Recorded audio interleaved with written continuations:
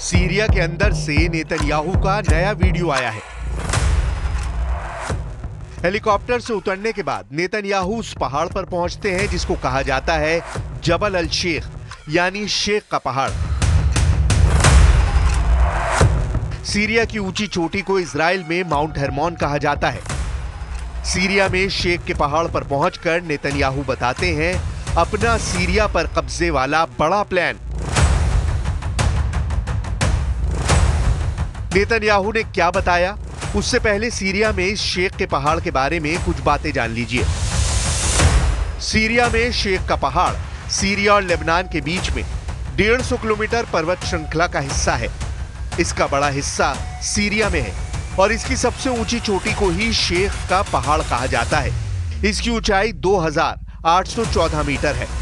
यह पर्वत श्रृंखला दक्षिण में सीरिया की गोलान की पहाड़ियों से मिलती है, जहां इस वक्त बड़े हिस्से पर इजराइल ने कब्जा किया हुआ है। नेतन्याहू की इन तस्वीरों को देखकर ईरान बहुत गुस्से में है।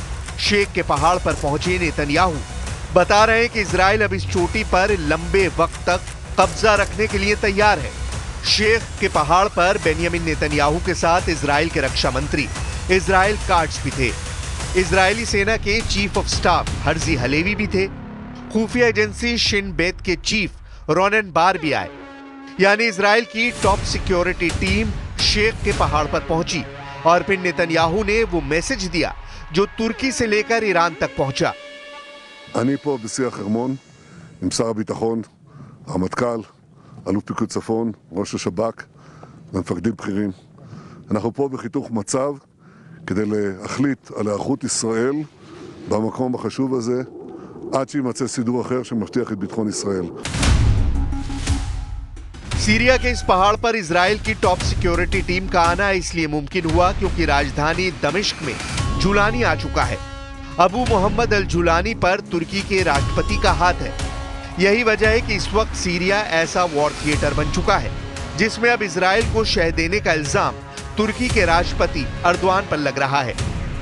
जुलानी को दमिश्क में देखकर ईरान बहुत गुस्से में है। ईरान के सर्वोच्च नेता अली खामनेई तुर्की का बिना नाम लिए निशाना साध चुके हैं। खामनेई ने 11 दिसंबर को कहा था कि सीरिया के पड़ोसी देश ने इजराइल और अमेरिका के साथ मिलकर साजिश रची है। هرچی فشار بیارید محکم تر میشه. هرچی جنایت کنید پر انگیزه تر میشه. هرچه با اونها بجنگید گسترده تر میشه. و من به شما عرض میکنم ईरान सीरिया के पड़ोसियों को जिम्मेदार बता रहा है। यानी सीरिया में अब तुर्की और ईरान की टक्कर शुरू हो चुकी है। क्या सीरिया में तीसरे विश्व युद्ध की जमीन तैयार हो चुकी है, जिसमें एक तरफ अमेरिका, इजराइल, तुर्की और एचटीएस का आतंकी जुलानी है और दूसरी तरफ है ईरान और पुतिन। दोनों को सऊदी अरब का साथ भी मिल सकता है क्योंकि मोहम्मद बिन सलमान भी अर्दवान के ऑटोमन एम्पायर वाले ख्वाब को लेकर अलर्ट हो चुके हैं। अर्दवान की बड़ी ख्वाहिश है कि अखंड तुर्की बनाया जाए, सीरिया के उन इलाकों पर कब्जा किया जाए जो ऑटोमन साम्राज्य के दौरान उसकी जद में रहे हैं। इसमें सीरिया के इदलिब, अलेप्पो, दमिश्क और रक्का जैसे शहर हैं जिन पर अर्दवान की नजरें गड़ी हुई हैं। ये चारों शहर इस वक्त अर्दवान के एजेंडे में हैं और लगता है कि सीरिया के इन शहरों के लिए तुर्की अब इजराइल के खिलाफ फिलिस्तीन वाला मोर्चा भी बंद करने के लिए तैयार है। क्या अर्दवान का ये रवैया फिलिस्तीन के सबसे बड़े समर्थक ईरान और सीरिया के बीच युद्ध करा सकता है? क्या ये युद्ध वर्ल्ड वॉर में तब्दील हो सकता है? ये सवाल बार बार उठ रहे हैं। तुर्की की नीयत साफ नहीं है, ये बात ईरान बहुत अच्छी तरह से जानता है। अर्दवान अपनी पार्टी के एक सम्मेलन में कह चुके हैं कि पहले विश्व युद्ध के बाद अगर अलग तरीके से सीमांकन होता तो अलेप्पो, दमिश्क, इदलिब और रक्का तुर्की में होते। पहले विश्व युद्ध में ऑटोमन साम्राज्य का नक्शा देखिए। पूरा लेबनान, फिलिस्तीन, सीरिया और इराक का बड़ा हिस्सा, यहां तक कि पश्चिमी और पूर्वी सऊदी अरब तक ऑटोमन एम्पायर फैला हुआ था।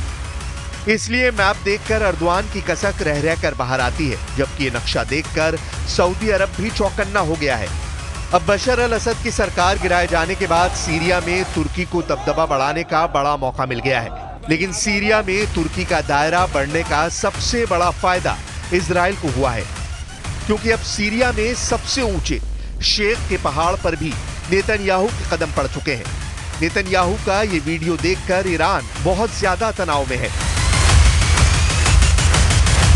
سوریه‌ها تصمیم خواهند گرفت طبیعی است که کشورهای منطقه در این روند باید کمک‌کار باشند بدون هر گونه مداخله مخرب یا هر گونه فشار و تهدید نسبت به جریان‌های فعال در سیاست سوریه. सीरिया में जुलानी की एंट्री से नेतन्याहू बहुत ज्यादा जोश में है, लेकिन चाहे गोलान के पहाड़ हो या फिर शेख का पहाड़, इन दोनों जगहों पर इजराइल का पहुंचना पूरी दुनिया अवैध मानती है। इसलिए नेतन्याहू का गोलान और शेख के पहाड़ पर कब्जा 1974 के सीज फायर का साफ साफ उल्लंघन है। We have also seen reports of the Israeli cabinet's plan to expand settlements in the Golan. Israel must cease all settlement activity in the occupied Syrian Golan, which are illegal. Attacks on Syria's sovereignty and territorial integrity must stop. इसमें कोई शक नहीं कि शेख के पहाड़ पर पहुंचे Israel की नीयत पर सवाल उठा दिए हैं। भारत का भी कहना है कि 2 स्टेट सॉल्यूशन के हिसाब से इजराइल को गोलान की पहाड़ों से अपना कब्जा हटाना होगा, वेस्ट बैंक भी खाली करना होगा और गाजा भी। लेकिन दूसरी तरफ सीरिया में अभी तुर्की मजबूत हो चुका है, जबकि हिजबुल्लाह की सप्लाई लाइन कटने से ईरान की मुश्किल बहुत ज्यादा बढ़ चुकी है।